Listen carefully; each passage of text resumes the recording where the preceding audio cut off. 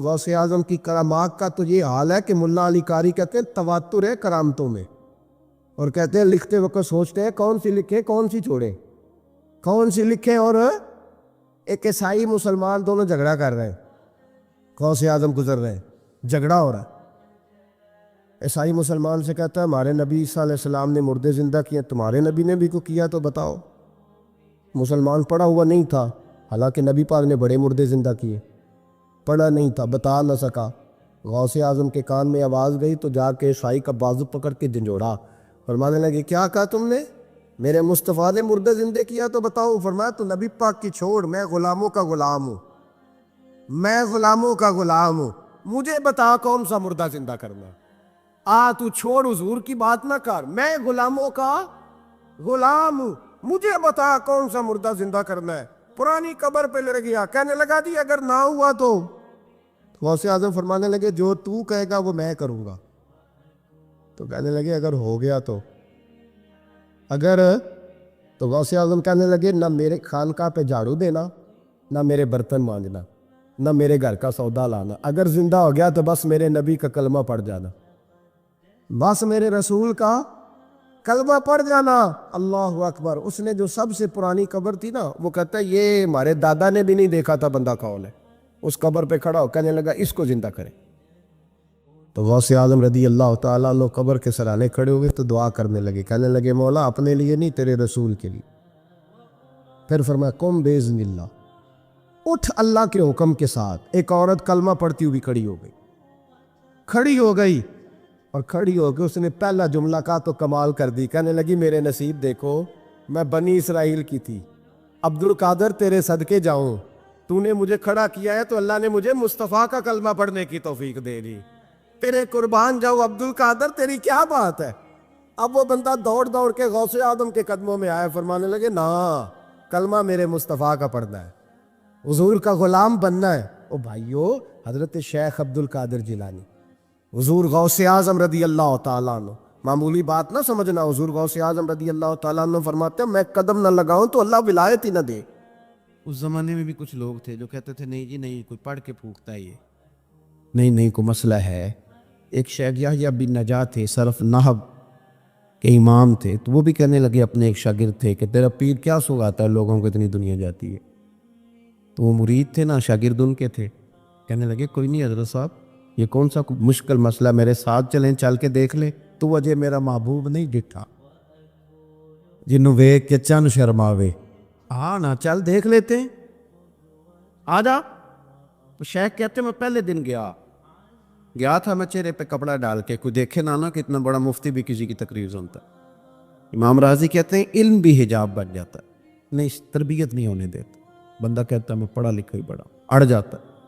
شیخ یحییٰ کہتے ہیں میں چہرے پہ کپڑا ڈال کے گیا، پر جب غوث پاک کی محفل میں بیٹھا، رب رسول کی بات سنی، یوں لگا کہ ساری باتیں میری کر رہی، یہ میری تربیت ہو رہی ہے۔ پھر کپڑا آہستہ آہستہ سرکنے لگا، پھر میرے دل میں ایک دفعہ خیال آیا کہ لوگ دیکھ لیں گے کہ اتنا بڑا ہو کہ تو بھی تقریر سنتا۔ پھر میں نے کہا جس نے دیکھنا ہے دیکھے، اب بس ٹھیک ہو گیا، غلامی کر لی تو کر لی، اعظم یا تے لائیے ہی نہ، تے جے لائیے تے پھر توڑ نبھائیے، دیکھنا جس نے وہ دیکھے۔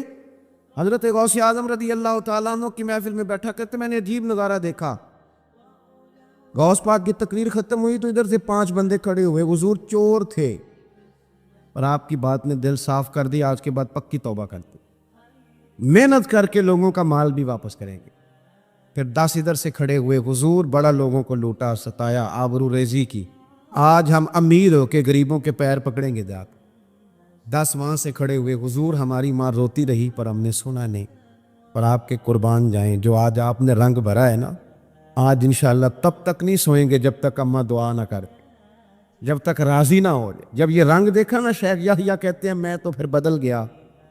ہماری محفلوں میں نوٹ گنے جاتے ہیں، نوٹ، اور 3 بندے ہوتے ہیں نوٹ گننے والے، اور شرم آتی، یہ سٹیٹس ہے کہ اب غوث پاک کی محفل میں گنا جاتا تھا کتنے لوگ توبہ کرتے، دھاگا میں لے گیا، چادر میں نے اوڑھ لی، اور جب محفل ختم ہوئی تو میں حضور غوث اعظم کے قریب ہی ممبر کے بیٹھا تھا، 5 بندے کھڑے ہوئے، آج توبہ کرتے ہیں، میں نے 5 گرہیں لگائیں، بعد میں گن لوں گا، یہ طریقہ تھا اس دور میں گننے کا، گرہ لگا لو، گنڈ لگا لو، کہتے ہیں 5 لگائیں، پھر 6 کھڑے ہوئے، جلدی سے 6 لگائیں، پھر 7 کھڑے ہوئے توبہ کرنے والے. کیا تو 6 7 میں لگاتا رہا، پھر 20 25 40 پھر 50 پھر 100 کھڑا ہونے لگا. اب میرے لیے گرے لگانی مشکل ہو گئی.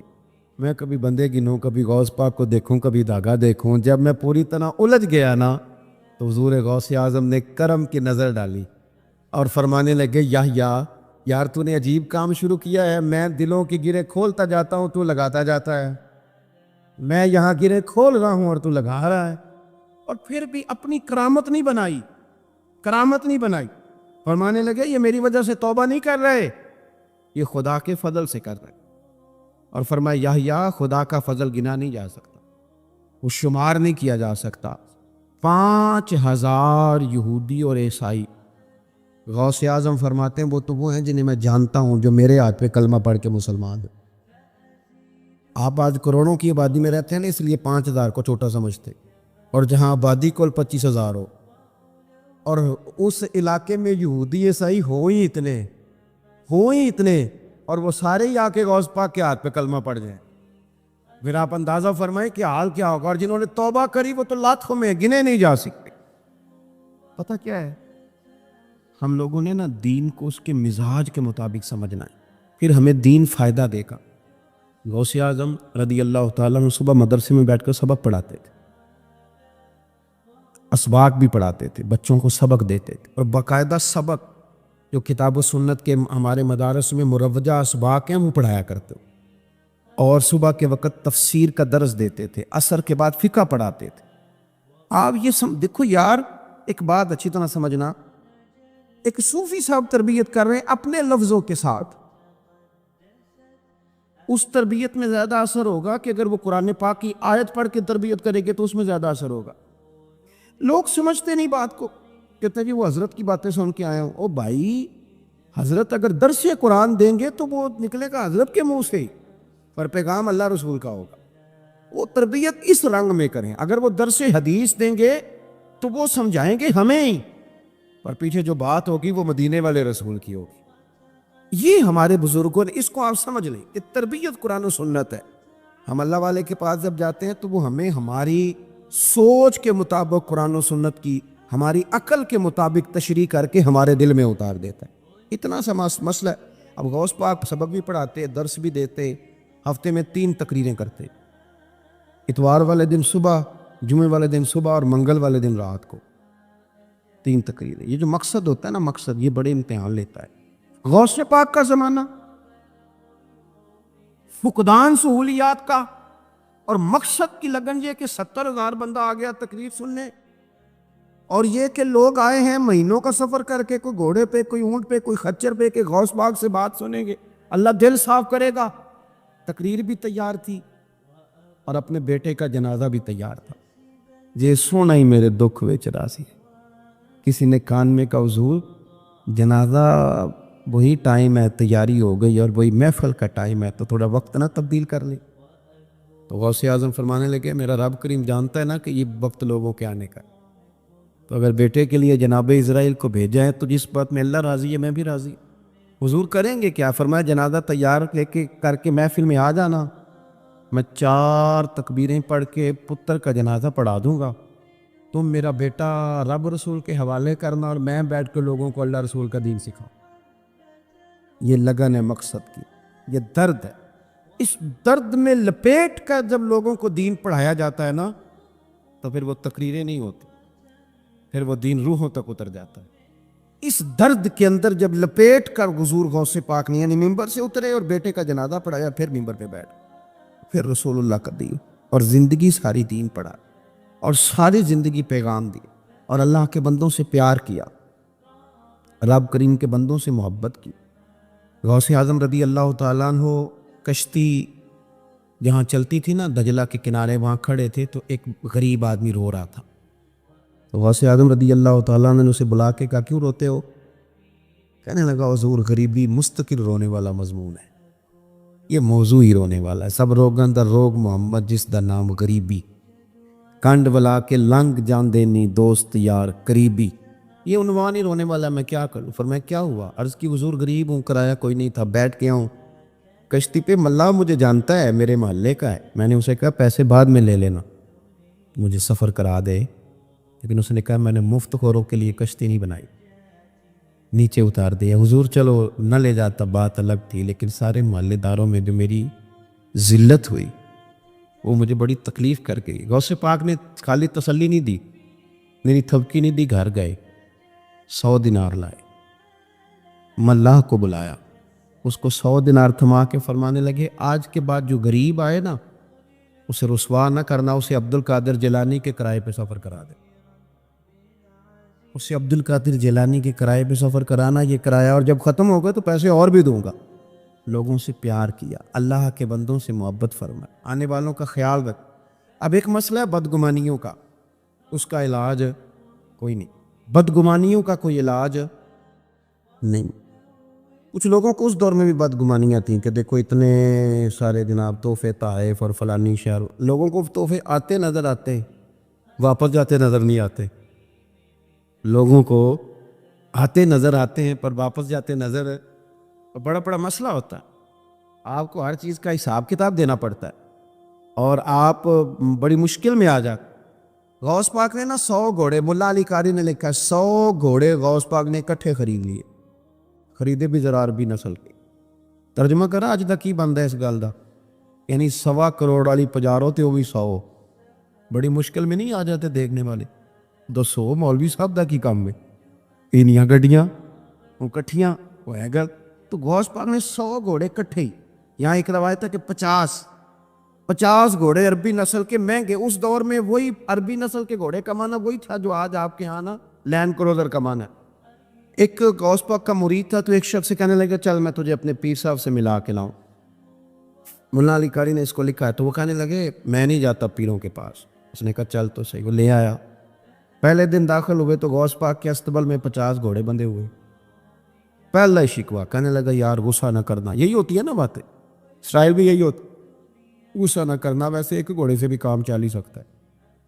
آپ کو پتہ ہے نا بڑا بڑا لوگوں کو یاد آتا ہے غریبوں کی بچیاں اور فلانی شے اور غریب اور یہ بڑی بڑی چیزیں یاد آ، اس کو بھی یاد آ. غصہ نہ کرنا. میں اب اس بیچارے کے پاس جواب بھی کوئی نہیں تھا کہ حضرت صاحب بات تو ٹھیک ہی ہے، لیکن جب آپ کسی کے ہاتھ پہ بیعت کر لیتے ہیں نا پھر آپ کا ان کہانیوں میں الجھنا بنتا نہیں.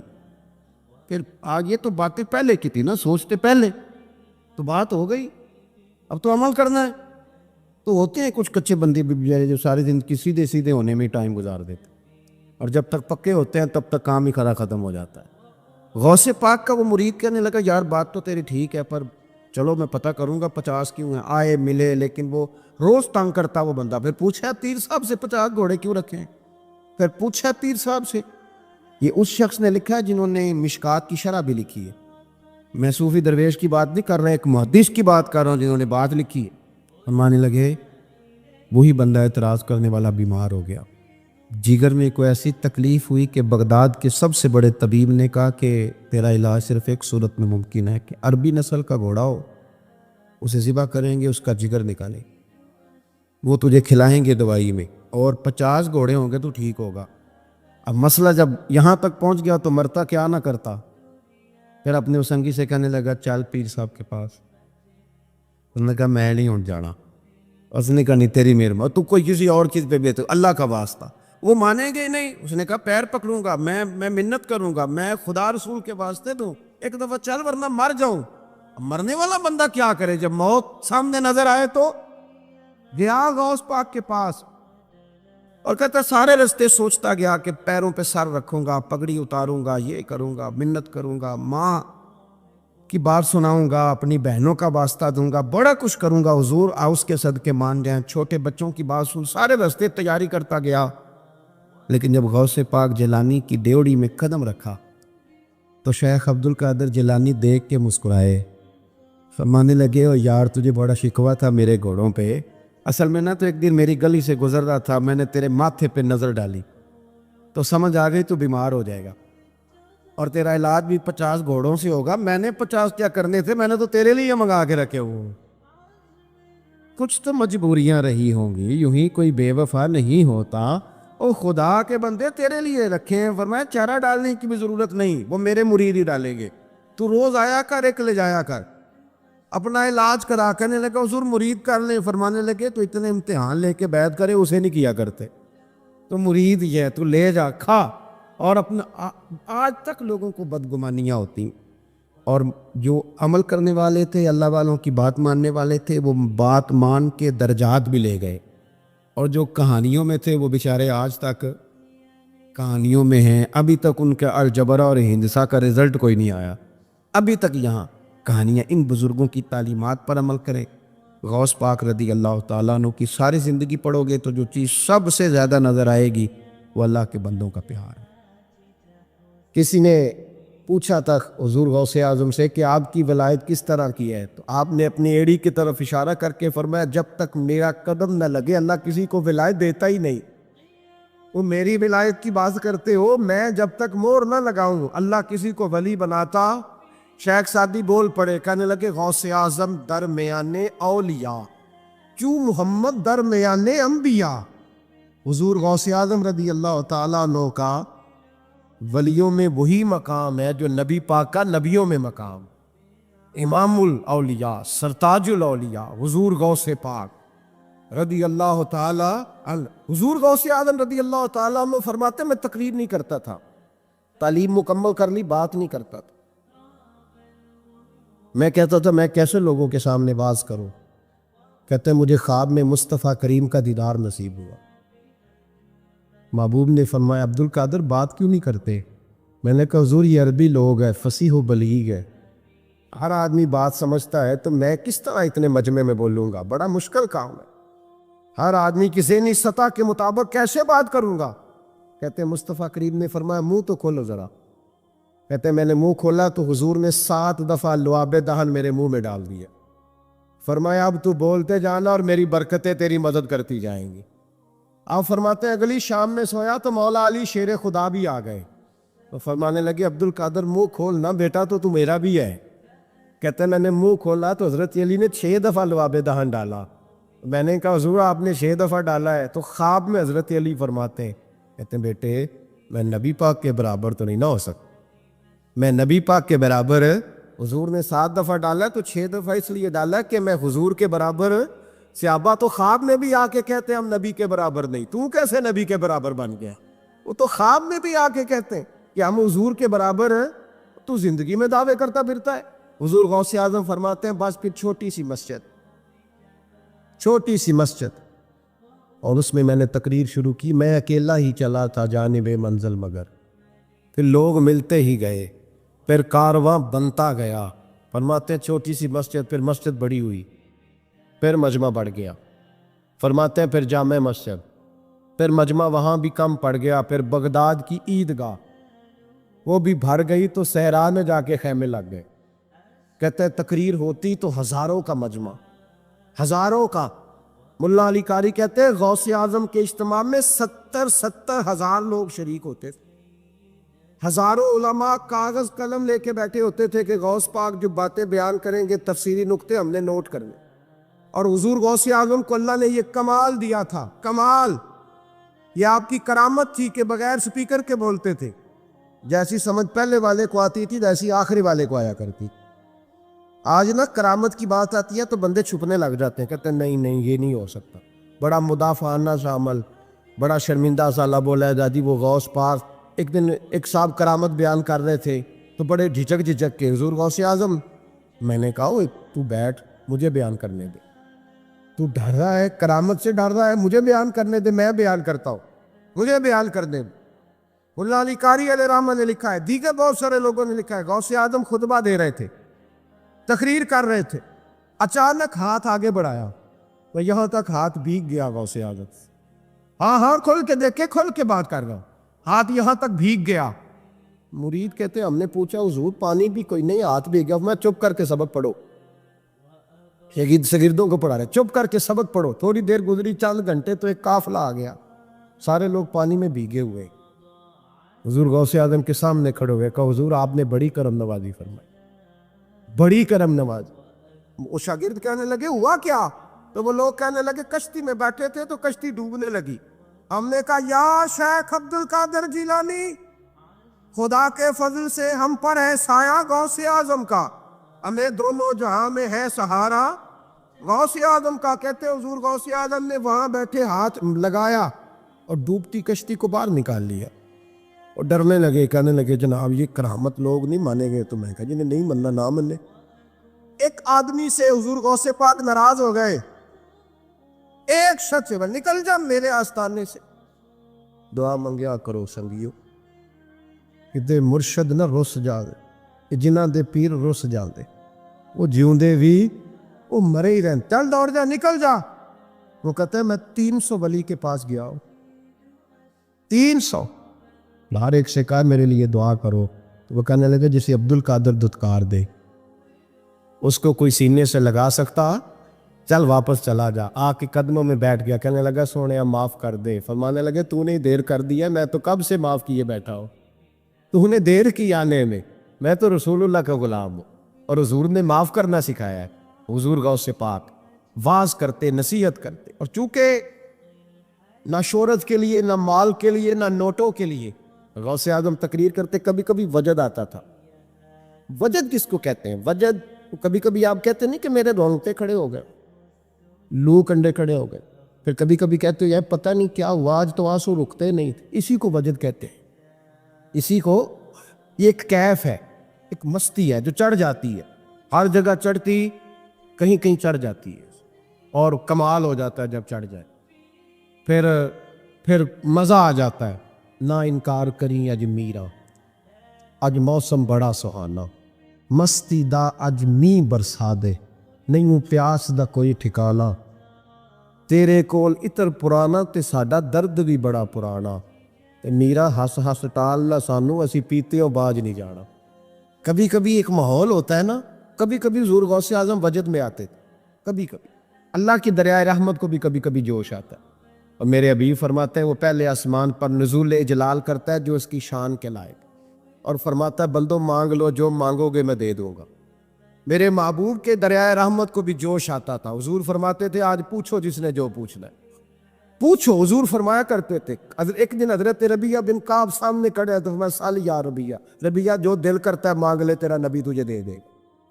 کبھی کبھی دریائے کرم جوش میں، تو غوث اعظم کو کبھی کبھی جوش آتا تھا۔ ایک دن تقریر کرتے کرتے کرتے کرتے جذبات میں آ گئے، جوش میں، یوں نظر اٹھائی تو حضرت خضر گزر رہے تھے اوپر سے، اور جوش جذبات میں فرمانے لگے او بنی اسرائیل کے ولی ذرا نیچے تو اتر، ذرا محمد عربی کے غلام کی بھی چند باتیں سن کے جا، آج تجھے سناؤ رسول اللہ کے غلام کس طرح کے ہوتے ہیں۔ حال میں وجد میں، کیف میں، تھوڑی دیر گزری تو تڑپنے لگے، مجمع پہ سکوت تاری، لوگ سمجھ نہیں رہے ہو کیا رہا۔ ایک آپ کے خلیفہ تھے حضرت علی بن ہیتی، وہ دیوار کے ساتھ ٹیک لگا کے سو رہے تھے، سارا مجمع دم بخود ہے یہ کیا ہونے لگا، غوث پاک اٹھے، تقریر وہیں رہ گئی، علی بن ہیتی کے پاس جا کے یوں ہاتھ باندھ کے کھڑے ہو گئے، اور دیر تک نبی پاک پہ درود پڑھتے رہے۔ ان کی آنکھ کھلی تو وہ بھی روئے، غوث اعظم بھی روئے، دعا ہو گئی، جلسہ ختم۔ غوث پاک سے تو پوچھنے کی طاقت ہی نہیں تھی نا کسی کی، ان سے کون پوچھے؟ لوگ حضرت علی کے پاس، حضرت علی بن ہیتی رحمت اللہ علیہ، حضور یہ کیا ہوا ہمیں سمجھ نہیں آئی۔ آپ فرمانے لگے تمہیں کیا بتاؤ، تم کسی معمولی پیر کے ماننے والے نہیں ہو، میں آج غوث اعظم کی محفل میں بیٹھے بیٹھے ہی مدینے پہنچ گیا ہوں، اور مجھے رسول اللہ کے جلوے نظر آنے لگے ہیں، پر میرے شیخ کا کمال دیکھو، جو میں خواب میں دیکھ رہا تھا عبد القادر ظاہری آنکھوں سے نظر فرما رہے ہیں، ظاہری آنکھوں سے، عالم وجد میں، کیف میں، سرور میں۔ آپ نے 40 سال لوگوں کو تبلیغ فرمائی، ہزاروں یہودیوں نے کلمہ پڑھا، لاکھوں عیسائیوں کا بڑا عالم تھا۔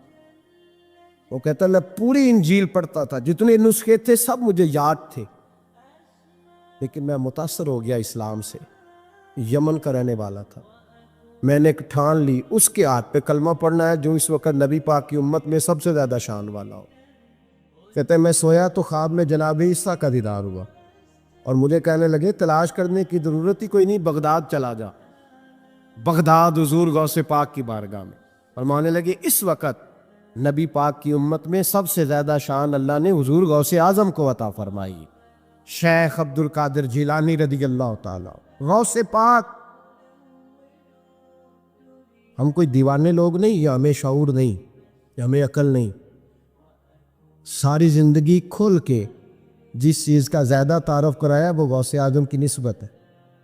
اب تو ہمارے ہاں پیری مریدی کا رواج ہی نہیں نا. حضرت باعزیز بستامی فرماتے تھے میں اس مولوی کے پیچھے نماز نہیں پڑھتا جو کسی کا مرید نہ ہو. اس کا اپنا پیشوا کوئی نہیں، وہ میری پیشوائی کیسے کرے. حضرت مخدوم اشرف جہانگیر سمنانی فرمایا کرتے تھے میں تو اس دکاندار سے سودا نہیں لیتا جو کسی کا مرید نہ ہو. اس لیے یہ کہ جس نے تربیت ہی نہیں لی، جس کے اندر درد ہی نہیں، روحانیت ہی نہیں، اس کا پیشوا ہی کوئی نہیں، کس طرح اب تو ماحول نہیں نہ رہا. لیکن یاد رکھو یہ نسبت اتنی تگڑی ہے، اتنی تگڑی کہ ہمارے صوفیاء نے ساری زندگی غوث اعظم کا غلام کہلانے میں فخر محسوس کیا. کیا رشتہ داری تھی اعلیٰ حضرت بریلوی کی ان سے، کیا تعلق تھا پیر میر علی شاہ صاحب کا ان کے، کیا لیکن ان لوگوں نے ساری زندگی کھل کے غوث اعظم کے تذکرے کیے. کیوں؟ غوث اعظم نے 40 سال عشاء میں وضو کیا اور فجر تک اللہ کی عبادت. فرماتے ہیں میرے مالک نے کہا عبد القادر کچھ مانگ لے. نہ اپنے لیے مانگا نہ اولاد کے لیے. کہنے لگے مولا قیامت تک جو میرا نام لے نا اسے بغیر توبہ کے مرنے نہ دینا، مرنے لگے تو توبہ کی توفیق دے دینا. فرماتے ہیں میرے مالک نے وعدہ کیا ہے جو میرا ماننے والا ہوگا بغیر توبہ کے نہیں مرے. اور حضور غوث پاک رضی اللہ تعالیٰ عنہ فرماتے ہیں میں تو قیامت میں بھی اتنی دیر جنت میں نہیں جاؤں گا جب تک سارے مرید نہ ساتھ چلے جائیں. میں نے جانا نہیں، کھڑا ہو جاؤں، عرض کروں گا مولا بھیج. میں نے کہا یہاں بھی لوگ ڈر جاتے ہیں، یہ کیسے ہو سکتا ہے؟ او بھائی پڑھو نا مشکاہ شریف.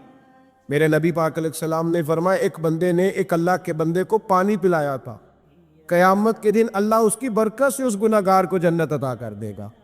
اور حضور نے فرمایا بخاری میں المرء مع من احبا، جو جس سے محبت کرے گا قیامت میں اسی کے ساتھ اٹھایا جائے گا.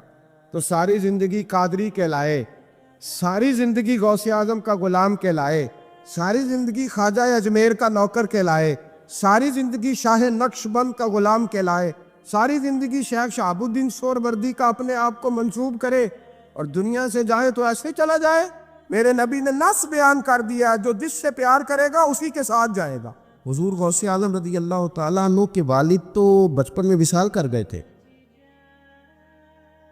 غوث پاک رضی اللہ تعالیٰ عنہ نے ایک اینٹ سے کام شروع کیا اور غوث اعظم نے باقاعدہ کام کیا. ہمارے ہاں چونکہ رواج نہیں تحقیقی مقالہ جات کا، ورنہ غوث اعظم رضی اللہ تعالیٰ عنہ کا علمی کام بھی ہے، طریقت میں کام بھی ہے، تصنیف میں کام بھی ہے، جہاد میں بھی کام ہے. یہ صلاح الدین ایوبی دراصل حضور غوث پاک کے تیار کرتا ہے. یہ ساری فوج جو 70,000 تھی یہ ساری غوث پاک کے مریدوں کی فوج تھی. یہ سارے لوگ حضور اور کئی پہلوؤں پر غوث اعظم نے کام کیا. کس طرح کیا؟ کس طرح کیا؟ وہی ترتیب جو آج تک ہمارے بزرگوں نے ہمیں دی ہے. غوث اعظم واعظ کہا کرتے تھے، تقریر کرتے. اور تقریر کرنا آج کل لوگ سمجھتے ہیں، وہ کچھ لوگ کہتے ہیں چھوڑو جی یہ فلانا بندہ تو ایک خطیب ہے. آپ کے خیال میں خطیب ہونا کوئی بالکل فضول کی بات ہے؟ اسے کوئی معنی نہیں. دیکھو خطابت اتنا ضروری کام ہے کہ غوث پاک فرماتے ہیں جب میں نے تعلیم مکمل کر لی اور میں پڑھ چکا تھا پر میں تقریر نہیں کرتا تھا، تو کہتے ہیں مجھے خواب میں نا خود رسول کریم علیہ السلام کی زیارت نصیب ہوئی اور نبی پاک صلی اللہ علیہ وسلم نے مجھ سے فرمایا تو تقریر کیوں نہیں کرتا، بات کیا کر، بات کیا کر. اللہ تبارک و تعالیٰ تیری وجہ سے لوگوں کو فیضیاب کرے، گفتگو کر. آپ جب بات کرتے ہیں نا کوئی بات دین کی تو بندہ اس وقت عمل کرے نہ کرے. جب آپ کوئی بات کر دیتے ہیں ایک وقت ایسا ضرور آتا ہے کہ جب بندہ وہ کام کرنے لگتا ہے تو بات اس نے سنی ہوتی ہے تو اس کے سامنے ضرور آ جاتی کہ یار یہ بات میں نے سنی، اس سامنے ضرور آتی. حضور غوث اعظم رضی اللہ تعالیٰ عنہ کو حکم دیا گیا کہ آپ خطاب کریں، آپ تقریر کریں. اور حکم کون دے رہا ہے؟ خود رسول کریم علیہ السلام. تو حضور غوث اعظم رضی اللہ تعالیٰ عنہ عرض کرنے لگے یا رسول اللہ میں ان لوگوں میں جو اتنے فصیح و بلیغ ہیں، بات کرنے کا بڑا سلیقہ جانتے اور گفتگو کے سارے بام و در سے آگاہ ہیں، الفاظ کے اندر کیا طاقت ہوتی ہے اسے یہ سمجھتے، ان کے سامنے کیسے خطاب کروں؟ تو یہ تقاب یہ دین کا اتنا بڑا شعبہ ہے کہ محبوب نے فرمایا عبد القادر منہ تو کھولیے گا. کہتا ہے میں نے منہ کھولا تو خود محبوب نے اپنا لعاب دہن 7 دفعہ میرے منہ میں ڈالا. پھر غوث اعظم نے منبر بچھایا. پھر غوث اعظم آپ فرماتے ہیں پھر مجھے دوبارہ بھی زیارت ہوئی، پر اب مولا علی شیر خدا کی ہوئی. انہوں نے بھی فرمایا پتر منہ کھولے نا. جب میں کھولا تو 7 دفعہ لعاب دہن ڈالا. تو میں نے کہا حضور آپ نے 6 دفعہ ڈالا. تو میں نے کہا آپ نے کیوں 6 دفعہ ڈالا ہے؟ کہنے لگے اب حضور کے برابر تو نہیں نہ جانا. خطاب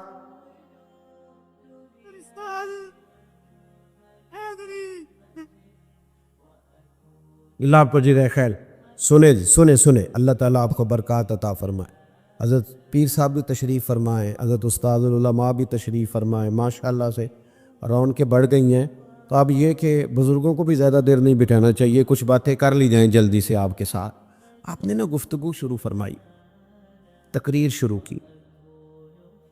پہلے چھوٹی مسجد میں تھے، اب رش زیادہ ہو گیا. میں نے شروع میں کہا ہے کہ میری طرح کے کئی لوگ دعوے کریں گے ہم نے بڑی محنت کی، کر جاتے ہیں لوگ دعویٰ، لیکن یہ محنت کرنا تھوڑا سا ہی دخل ہوتا ہے، باقی فضل الہی ہوتا ہے سارا. اللہ ہی اسباب بناتا ہے، رب ہی طریقے عطا کرتا ہے، وہی قبول عام کسی کو دے دیتا ہے، اپنے ہی اس کے فیصلے. میں تو اکیلا ہی چلا تھا جانب منزل مگر، پر لوگ آتے ہی گئے اور کارواں بنتا گیا. زیادہ تر اللہ تعالیٰ کی مدد اور اس کے کرم کا ہی دخل ہوتا ہے. چھوٹی مسجد سے بڑی مسجد میں گئے، پھر وہاں بھی رش ہو گیا تو پھر عیدگاہ میں چلے گئے، پھر وہاں سے بھی لوگ بڑھ گئے. تو پھر غوث اعظم نے باہر کھلے میدان میں ڈیرا لگایا. 70 ہزار لوگ ایک وقت میں خطاب سننے آتے تھے. اور خطاب وہ والا نہیں کہ جو بس خطاب ہے، جو بندہ کہے سویرے مجھے نہیں پتا کیا بیان ہوا تھا، وہ والا نہیں.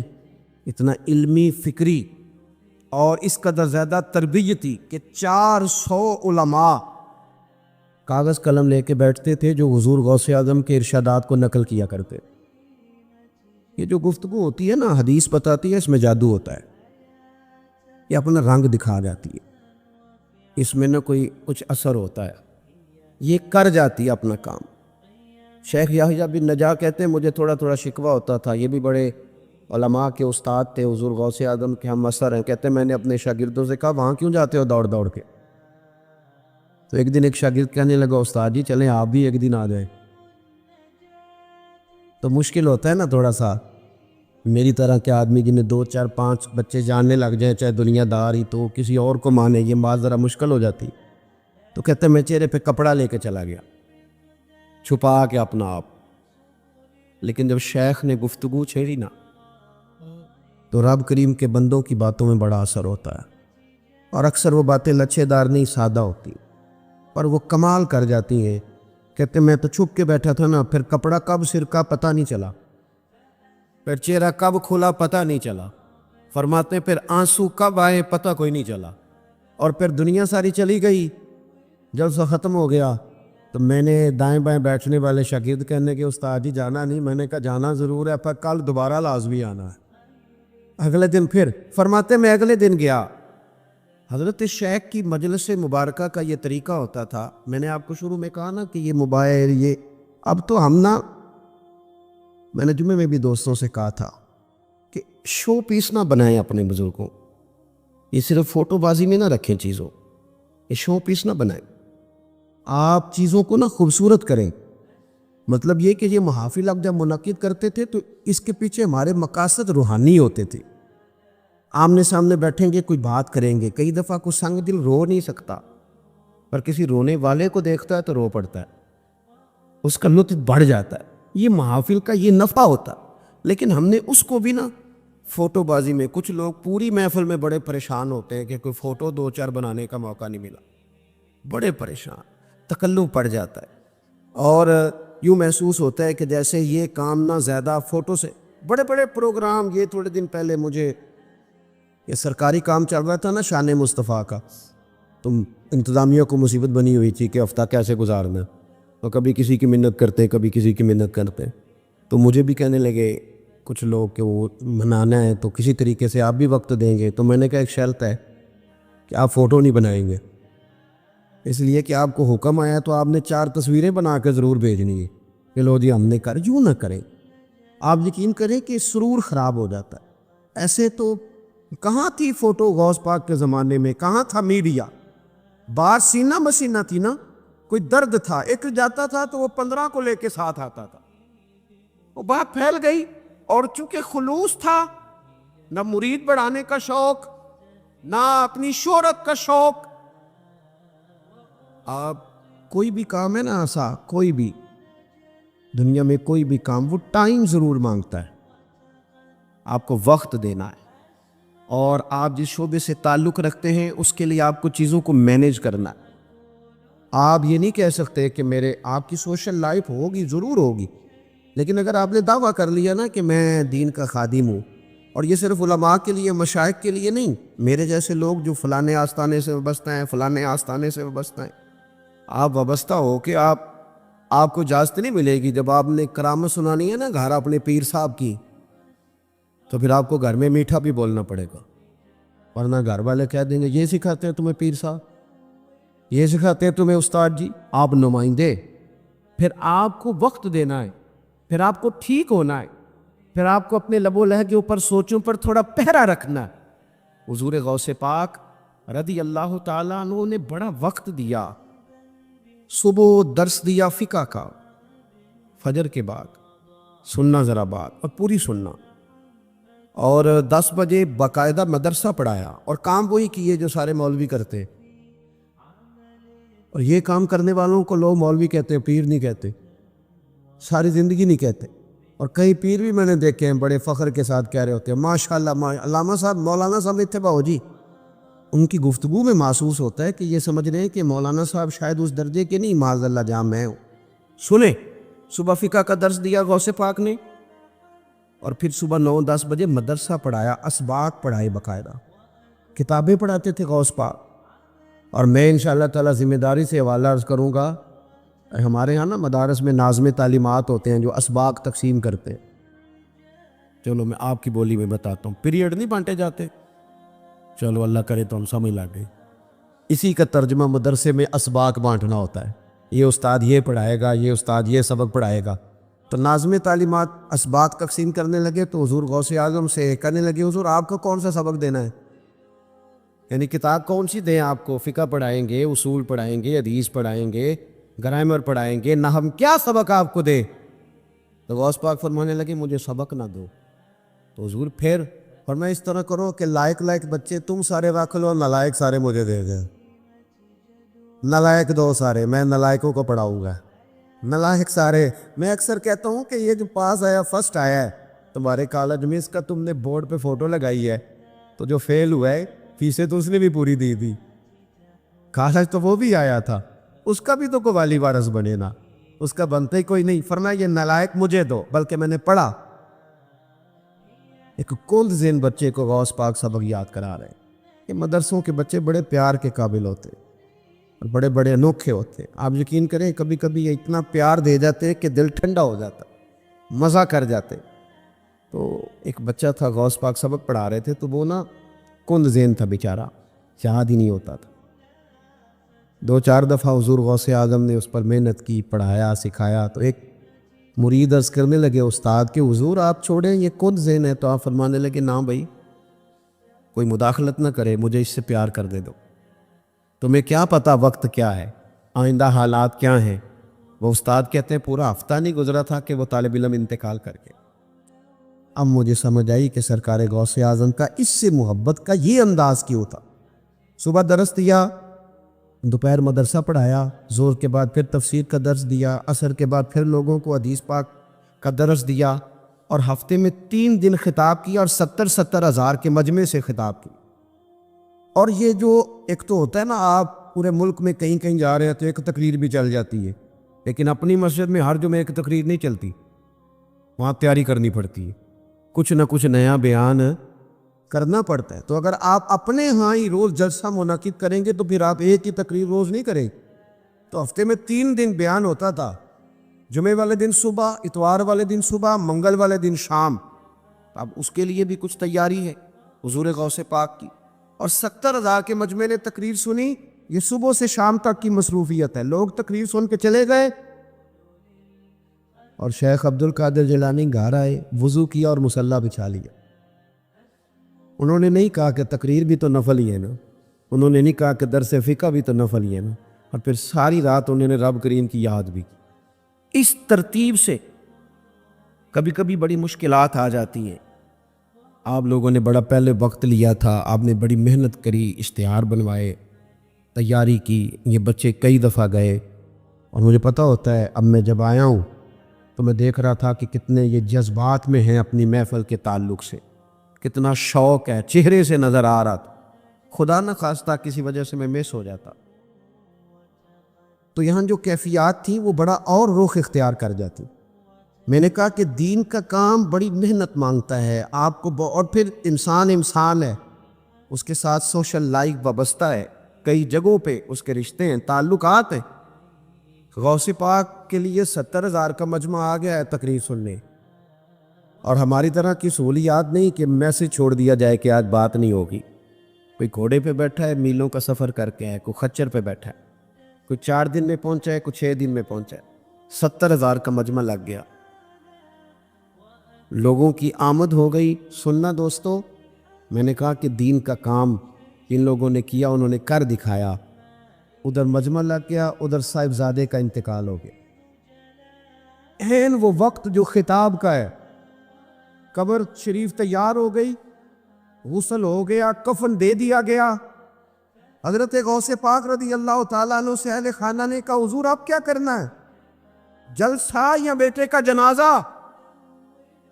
یہ مشکل کبھی کبھی آتی ہے, لیکن پھر کھڑا کرتی ہے بندے کو, احساس دلاتی ہے کہ اب پتہ چلے گا کہ تیرا اصل وعدہ کس کے ساتھ, اصل تو نے کہاں عہد کیا ہے جس کو تو نے نبھانا ہے. حضور غوث پاک فرمانے لگے بھائی یہ جو لوگ آئے نا 70,000 جی آئے ہیں رب رسول کا دین سننے. تو مالک کو بھی تو پتہ تھا نا کہ یہ دین سننے آئے, پتہ تھا نا مالک کو. تو میرے بیٹے کو اگر آج ہی اس نے اپنی بارگاہ میں بلایا ہے, اگر وہ اس بات پہ راضی ہے تو میں بھی اس کی رضا پہ راضی ہوں. فرمایا تم اس کو غسل دو, کفن دو, میں جا رہا ہوں خطاب کرنے. جب جنازہ تیار ہو جائے تو محفل میں لے آنا, چند منٹ ممبر سے اتر کے جنازہ پڑھا دوں گا, پھر تم جا کے دفن کرانا, اس لیے کہ میرے لیے جو زیادہ ضروری ہے وہ رسول پاک کے دین کی تبلیغ.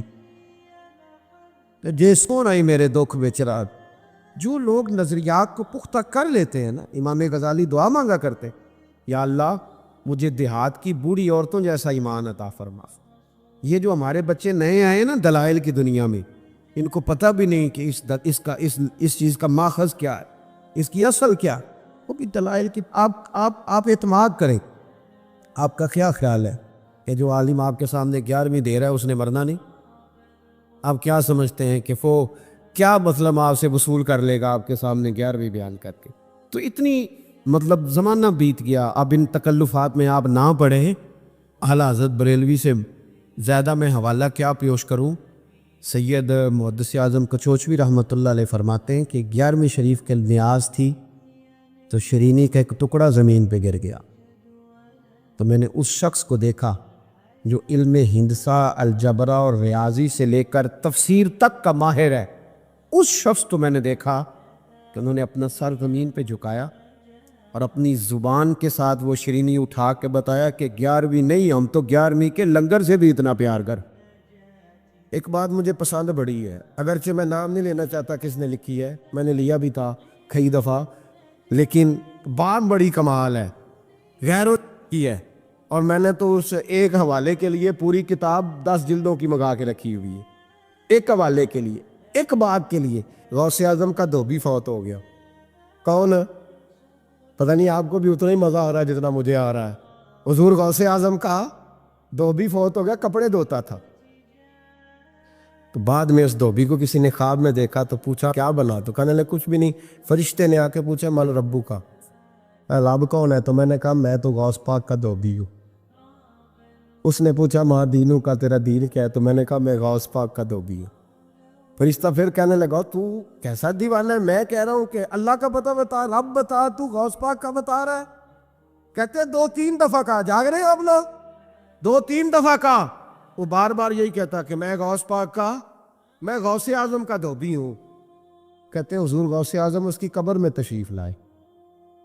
قبر میں قبر میری تے میرے اپیرا جے کر پاویں پھیرا. قبر میری تے میرے اپیرا جے کر پاویں پھیرا. قبر دے وچوں ہڈیاں اٹھ کے مجرا کر سن تیرا. حضور غوث اعظم قبر میں آئے اور فرمانے لگے کیوں تنگ کرتے ہو میرے ماننے والے کو, کیوں تنگ کرتے ہو میرے, یہ کوئی لوارث ہے اس کو تنگ کر رہے ہو؟ کہا حضور اللہ کا پتہ بتاتے ہیں تو آپ کا بتاتے ہیں. فرمانے لگے تمہیں سمجھا رہا ہے, یہ تمہیں سمجھا رہا ہے کہ عبد القادر کے تو کوئی دروازے سے گزر جائے تو اسے خدا یاد آ جاتا ہے, اس نے تو ساری زندگی کپڑے دھو کے دیے. یہ تمہیں بتا رہا ہے کہ مجھے رب بھولا, ان کے تو گلی سے گزر جائے تو اللہ اللہ کرنے لگتا ہے, اور میں نے ساری زندگی کپڑے دھوئے ہیں, میں نے ساری زندگی ڈرائیوری کی ہے, میں نے ساری زندگی نوکری کی ہے, میں تابع دار رہا ہوں, مجھے رب بھول گیا ہے. فرماتے ہیں حضور غوث اعظم نے فرمایا مجھ سے پوچھو کیا پوچھنا ہے, مجھ سے پوچھو. فرشتے کہنے لگے ہم پوچھتے ہی نہیں, ہم پوچھتے ہی نہیں, عبد القادر جانے اور خدا جانے, بات ختم ہو گئی. میرے غوث پاک رضی اللہ تعالیٰ عنہ کو اللہ نے جو کمالات عطا فرمائے, حضور غوث اعظم کو اللہ تعالیٰ نے جو مرتبہ, آج بھی ہمارے کچھ دوست گئے ہوئے ہیں بغداد شریف, بغداد شریف کہتے ہیں یار قربان جائیں, ساری دنیا دیکھی ہے. سویرے اٹھ کے دروازے پہ دستک دیتے ہیں خادم, کہتے ہیں کون سا کھانا کھانا پسند کریں گے. یہ عبد القادر کا آستانہ ہے, یہ غوث پاک کا دربار ہے. آپ جو کہیں گے وہ پک کے آپ کی میز پہ پہنچے گا, اس لیے کہ یہ غوث اعظم کا دروازہ ہے. یہ قیامت تک کھلا ہے فقیروں کے لیے, غریبوں کے لیے, مجبوروں کے لیے.